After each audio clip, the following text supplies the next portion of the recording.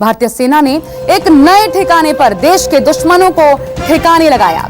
17 फरवरी से लेकर के 2 मार्च तक भारत और म्यांमार की सेना एक मेगा ऑपरेशन चला रही थी। भारत और म्यांमार की सेना के ज्वाइंट ऑपरेशन में भारत म्यांमार सीमा पर एक्टिव आतंकियों और उनके कैंप्स को तबाह किया गया। बताया जा रहा है कि आतंकियों के निशाने पर दोनों देशों के अहम इंफ्रास्ट्रक्चर प्रोजेक्ट थे और ऐसे में नेस्तनाबूद किया गया आतंकियों के ठिकाने को। कई कैंप्स तबाह किए जाने की खबर है। सेना ने यह ऑपरेशन चलाया। म्यांमार की सेना के साथ मिलकर यह साझा ऑपरेशन चलाया गया और यह सर्जिकल स्ट्राइक म्यांमार में हुई। भारत म्यांमार सीमा पर सेना की यह सर्जिकल स्ट्राइक है और अब इसके बारे में देश को पता चल रहा है। फरवरी से लेकर के 2 मार्च तक लगातार यह ऑपरेशन चलाया गया।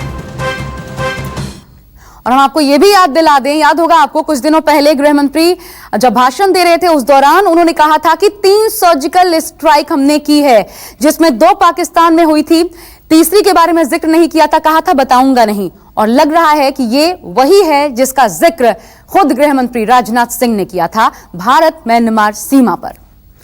तो बड़ी खबर इस वक्त की हम आपको बता रहे हैं, सुनवाते हैं।